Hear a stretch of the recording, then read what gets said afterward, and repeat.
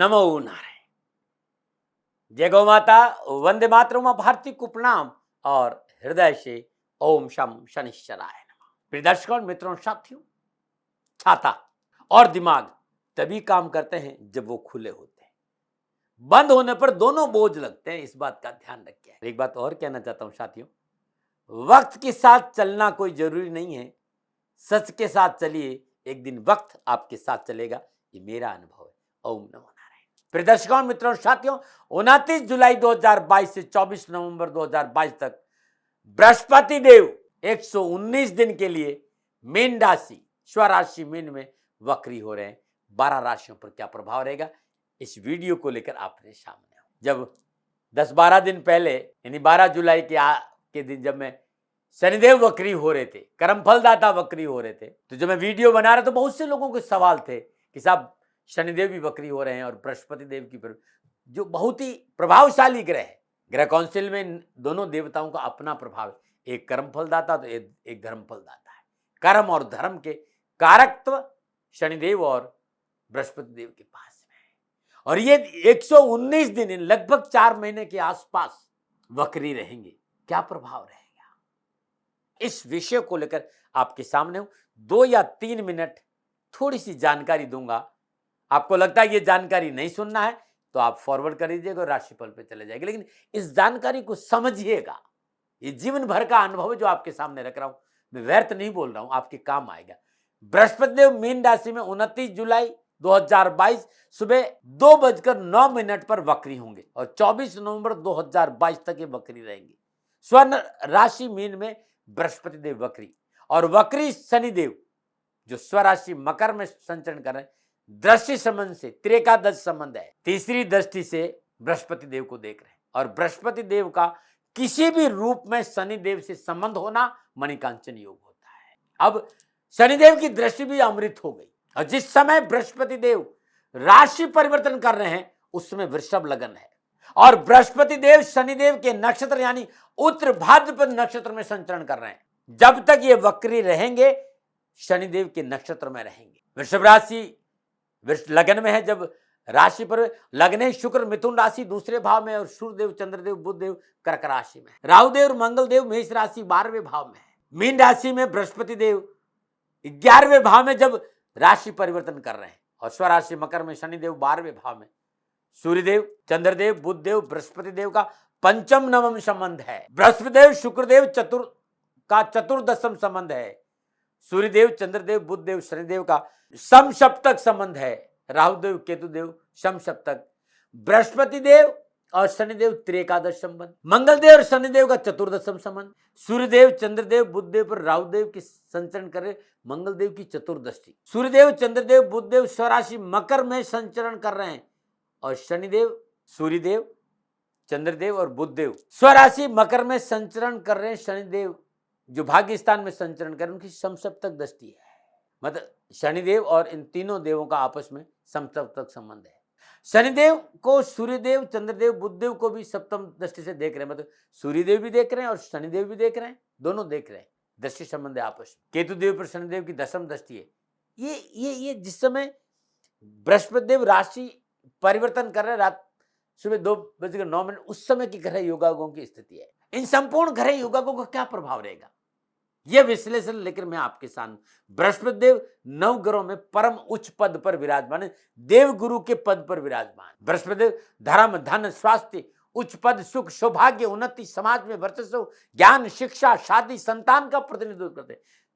अब इसके बिना जीवन क्या रहेगा, तो हमारे जीवन के सर्वांगीण विकास के कारक शनिदेव और बृहस्पति देव है और बृहस्पति देव सर्वाधिक सौम्य और शुभ ग्रह है। इस भाव में बैठते हैं, कहते हैं हानि करते, लेकिन जिस भाव को देख लेते हैं शुभ फलों में वृद्धि करते हैं। 5वीं, 9वीं और 7वीं दृष्टि बृहस्पति देव की, उनकी दृष्टि में अमृत है और पिछले कई वर्षों का जो अनुभव है वो आपके सामने रख रहा हूं कि जातक के जन्म कुंडली में कैसा भी दुर्योग हो, लेकिन यदि लगन भाव में बृहस्पति विराजमान हो गए तो सारे दोष दूर।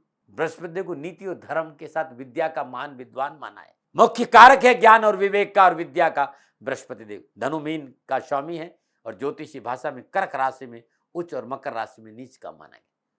29 जुलाई को उत्तर भाद्रपद नक्षत्र के चौथे चरण में रहेंगे और 25 अगस्त को उत्तर भाद्रपद के तीसरे चरण में रहेंगे। 23 सितंबर को उत्तर भाद्रपद नक्षत्र के दूसरे चरण में, 29 अक्टूबर को उत्तर भाद्रपद नक्षत्र प्रथम चरण में रहेंगे। यानी शनिदेव के नक्षत्रों में बृहस्पति देव का संचरण है। मित्रों साथियों, जब सौम्य ग्रह, जब शुभ ग्रह वक्री होता है तो शुभ फल प्रदान करता है, इसलिए भयभीत होने की जरूरत नहीं। ग्रह अपनी राशि में हो, उच्च राशि में हो, मित्र राशि में हो, शुभ माना गया। और स्वराशि मकर में शनिदेव संचरण कर रहे हैं और वक्री हो रहे तो शुभ फल देंगे। तो शनिदेव और बृहस्पति देव का मिलन, और दोनों ही वक्री अवस्था में संचरण कर रहे हैं, लाभ देंगे, भयभीत होने की जरूरत नहीं। फिर भी पूर्णता जो फलादेश है वो आपकी जन्म कुंडली के आधार पर किया जा सकता है कि आपकी जन्म कुंडली में बृहस्पति देव और शनिदेव की स्थिति क्या रहेगी। मित्रों साथियों, ये 119 दिन कैसे रहेंगे बृहस्पति देव और शनिदेव की युति के दृष्टि संबंध के, इस विषय पे बात करूंगा। राशिफल चंद्र राशि पर आधारित है, नाम राशि पर आधारित है, और राशिफल सबके लिए ये, चाहे वो पुरुष हो, चाहे नारी, चाहे बच्चे, चाहे वयोवृद्ध। नक्षत्र गणनाओं की चर्चा करने के बाद अब मैं कर्क राशि पर आ रहा हूं कि कर्क राशि वालों के लिए वक्री बृहस्पति देव का क्या प्रभाव रहेगा। मित्रों साथियों, कर्क राशि में बृहस्पति देव उच्च के होते हैं और कर्क राशि को अपनी पंचम दृष्टि से देख भी रहे हैं। कर्क राशि वालों के लिए बृहस्पति देव छठे और नवम भाव के स्वामी होकर नवम भाव स्वराशि मीन में 119 दिन के लिए वक्री हो रही है। यानी 29 जुलाई से 24 नवंबर 2022 तक बृहस्पति देव वक्री अवस्था स्वराशि मीन में नवम भाव में संचरण करेंगे। बृहस्पति देव भाग्य स्थान में बैठकर वक्री अवस्था में अपनी पंचम पूर्ण से लगन भाव यानी उच्च राशि कर्क को देख। बृहस्पति देव का लगन में बैठना और लगन को देखना दोनों ही स्थितियां अति उत्तम है। सप्तम दृष्टि से कन्या राशि तीसरे भाव पर, और तीसरा भाव पुरुषार्थ का भाव है, कम्युनिकेशन का भाव है, कम्युनिकेशन स्किल का भाव है, छोटी मोटी यात्राओं का भाव है, अध्यात्म का भाव है, छोटे भाई बहनों का है। और नवम दृष्टि वृश्चिक राशि पंचम भाव पर है। तो ये संपूर्ण जो ग्रह योगा योग है, क्या संकेत दे रहे हैं कर्क राशि वालों के लिए? व्यवसाय, नौकरी और आर्थिक दृष्टिकोण। तो नवम भाव में स्वराशि मीन में बृहस्पति देव का वक्री होना कर्क राशि वालों के लिए भाग्य उन्नति का पूर्ण संकेत दे रहे हैं। चाहे फिर वो नौकरी हो, फिर चाहे आर्थिक से, चाहे व्यवसाय, भाग्य आपके पक्ष में करवट ले रहा है, भाग्य उन्नति के अवसर प्राप्त होंगे। पंचम पूर्णदशी लगन भाव पर, सप्तम पूर्णदशी भाई बहनों पर यानी तीसरे भाव पुरुषार्थ पर, और नवम दृष्टि संतान पर, पुण्य भाव पर। संपूर्ण ग्रह योगायोग का निचोड़ यह है कि कारोबार, कैरियर, नौकरी, व्यवसाय के दृष्टिकोण से कर्क राशि वालों के लिए पूर्ण सफलता का योग नजर आ रहा है। आपकी कार्य क्षमता में वृद्धि होगी, कार्य में रुचि बढ़ेगी, मन अनुकूल कार्य करने का अवसर प्राप्त होगा, अकस्मात रुके हुए सारे काम बनेंगे, नए व्यवसाय के लाभदायक संबंध बनेंगे और आर्थिक धनकोष में वृद्धि होगी। यदि आप लोगों ने इस समय थोड़ा सा दिमाग लगाए, थोड़ा सा संतुलन रखा, थोड़ा सा संयम रखा, तो व्यवसाय आपकी पकड़ में होगा। आप साझेदारी के कार्य में भी लाभ प्राप्त कर सकते हैं। आप नौकरी में तो अच्छे अवसर मिलेंगे, कार्यस्थल पर आपका वर्चस्व बढ़ेगा, आपकी कार्य की सराहना होगी, कार्य आपकी पकड़ में होगा। जो मेहनत, जो परिश्रम आप कर रहे हैं उससे आपके सहकर्मी, आपके बॉस आपसे प्रसन्न रहेंगे। एक जो द्वंद्व है नौकरी में, जो उठापटक है, जो व्यर्थ के षड्यंत्र है, इन समयों में कमी आएगी। आप जॉब परिवर्तन कर सकते हैं, संकेत नजर आ रहा है। आप उच्च अधिकारी है और उच्च प्रशासनिक पदों पर विराजमान है। यह समय पूर्णता लाभ, सफलता और अच्छे अवसर का संकेत दे रहा है। कोई नई जिम्मेवारी मिल सकती है, राजनीतिक वर्चस्व बढ़ेगा और स्थान परिवर्तन की भी संभावना नजर आ रही। सामाजिक और पारिवारिक दृष्टिकोण की बात करूं तो सामाजिक और पारिवारिक दृष्टिकोण कर्क राशि वालों के लिए स्वराशि मीन में भाग्य स्थान में वक्री होना बेहतर परिणामों का संकेत मिल रहा है। अपनों के साथ बैठने का मौका मिलेगा, संसानिध्य का अवसर मिलेगा। जो जीवन साथी के साथ रिश्तों में जो कटुता है वो कमी आएगी और जीवन साथी के रिश्तों में प्रगाढ़ता आएगी। जीवन में जो अनावश्यक मनमुटाव है, परेशानियां है, भौतिक सुख साधनों की जो कमी है, उस सब कमी दूर होगी और सुख के साधनों में वृद्धि होगी। पारिवारिक सदस्यों का सहयोग अनुकूल रहेगा, चाहे वो फिर ददियाल पक्ष हो, चाहे ननियाल पक्ष हो, फिर ससुराल पक्ष हो, तीनों पक्ष आपके साथ खड़े नजर आएंगे। सामाजिक सरोकार बढ़ेगा, समाज में सेवा करने का अवसर मिलेगा, समारोह में जाने का मौका मिलेगा, वहां अपनी बात रखेंगे, सुयश में वृद्धि होगी, यश बढ़ेगा, मान सम्मान बढ़ेगा, संपर्क सूत्रों में विस्तार होगा और उसका लाभ आपको मिलेगा। इस समय आपके पारिवारिक सदस्य आपके सहयोगी रहेंगे, उनका सहयोग मन अनुकूल रहेगा और अपनों का सहयोग मन में प्रसन्नता प्रदान करेगा। घर परिवार में जो वातावरण है वो बड़ा अच्छा रहेगा, समन्वय बड़ा अच्छा रहेगा। पारिवारिक प्रेम बढ़ने से हर जगह आपका वर्चस्व रहेगा, क्योंकि परिवार आपके साथ खड़ा है। फिर भी घर के सुख शांति के लिए जो कहना चाहता हूं वो बहुत जरूरी है, और वह है कि आर्थिक लेन देन, चाहे कारोबार में परिवर्तन, चाहे नौकरी में परिवर्तन, या कोई भी आप नई चीज करना चाहते हैं तो पारिवारिक रजाबंदी से करिएगा। बिना उनके जानकारी या जल्दबाजी में कोई आप निर्णय लेंगे तो कलह का कारण बनेगा और आपको परेशानी आ सकती है। आप विद्यार्थी हैं या युवा हैं तो शिक्षा और कैरियर के दृष्टिकोण से भी बृहस्पति देव का वक्री होना और भाग्य स्थान में वक्री होना, क्योंकि नवम भाव में बैठकर पंचम भाव को देख रहे हैं और पंचम भाव शिक्षा का है, तो बेहतर परिणामों का संकेत दे रहा है। अनावश्यक शिक्षा हमारी बाधा, परेशानी, कष्ट से छुटकारा मिलेगा, परिश्रम का पूर्ण लाभ मिलेगा।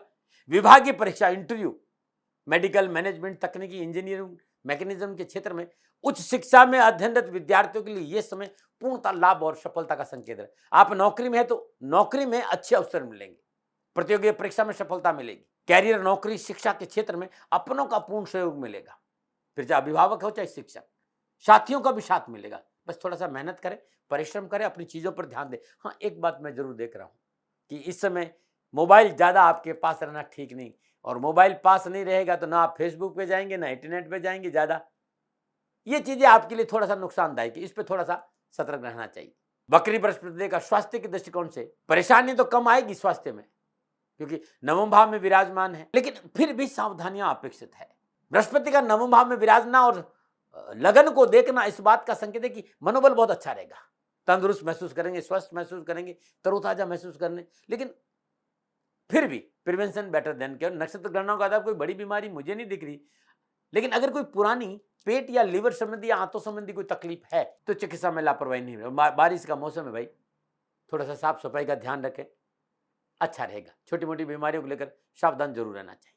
विशेष किन बातों का ध्यान रखें आप? फिर भी कुछ बातें जिन पर आपको थोड़ा सा ध्यान देना, किसी भी तरह का कोई भी परिवर्तन पारिवारिक रजामंदी और विशेषज्ञों की सलाह के बिना ना करें। बहुत अच्छा बृहस्पति का वक्री होना, लेकिन कहना नहीं कि अत्यधिक आत्मविश्वास भी कई बार आ जाता है तो आदमी गलती, तो ये गलती आपको नहीं करना। नौकरी हो चाहे व्यवसाय में, किसी तरह का जोखिम उठाने से पहले लीगल मामलों पर ध्यान जरूर देना। जल्दबाजी में छोटे लाभ के लिए कोई भी निर्णय न ले।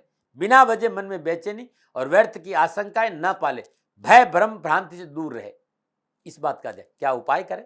तो कर्क राशि वालों, हर रोज प्रातःकाल नित्य कर्म स्नान उपरांत अपने पूजा स्थान में घी का दीपक जलाकर ओम ग्राम ग्रीम ग्राम बृहस्पति नमः इस मंत्र का जाप करिएगा। किसी भी कार्य के लिए बाहर जाते समय मीठा जल पिए और अपने साथ जल साथ लेके जरूर जाए। 2 मुखी रुद्राक्ष, काजू रुद्राक्ष और 12 मुखी रुद्राक्ष वक्री बृहस्पति में ये 4 महीना धारण करना कैरियर, कारोबार, नौकरी, व्यवसाय के हिसाब से उत्तम माना गया है। ओम नमो नारायण। प्रिय दर्शकों, मित्रों, साथियों, ये जो विचार हैं ये नक्षत्र गणनाओं के आधार पर मेरा आंकलन है और राष्ट्र से मेरा निवेदन रहा है। हमेशा मैं निवेदन करता हूं कि मेरे विचार है, लादने का मेरा कभी स्वभाव नहीं रहता है। न विवाद, न तर्क, न भय, न भ्रम, न भ्रांति। सेकंड ओपिनियन का अधिकार आपका था, आप कहें और आप ही का रहेगा। मानो न मानो आपकी मर्जी। हाँ मित्रों, साथियों, मानो हूं, बहुत प्रेम से आता हूं, राष्ट्र हित में आता हूं, कहीं काम आ जाऊं, ये सौभाग्य है, क्योंकि फकीर हूं और इस विषय से प्यार बहुत करता हूं, इस विषय को लेके आता हूं। तब भी भूल से भी कोई भूल हो जाए, दोनों हाथ जोड़कर क्षमा प्रार्थी हूं। आप सुखी रहें, आप स्वस्थ रहें, समृद्धिशील रहे, शनिदेव के चरणों में मेरी प्रार्थना। ओम नमो नारायण। राजस्थान का हर व्यक्ति जानता है दाती महाराज गायों से बहुत प्यार करते हैं, बेटियों से बहुत प्यार करते हैं। हजारों सैकड़ों बेटियों के लिए, जीवन के लिए मैंने अपना संपूर्ण जीवन दिया है और ये मेरा शौक था, मेरी राष्ट्र की धरोहर थी और ये करना मेरा कर्तव्य और कर्म था। मैं आपको किसी वजह से नहीं सुना रहा हूं, बस खाली बता रहा हूं कि ये मेरा जीवन का लक्ष्य रहा है।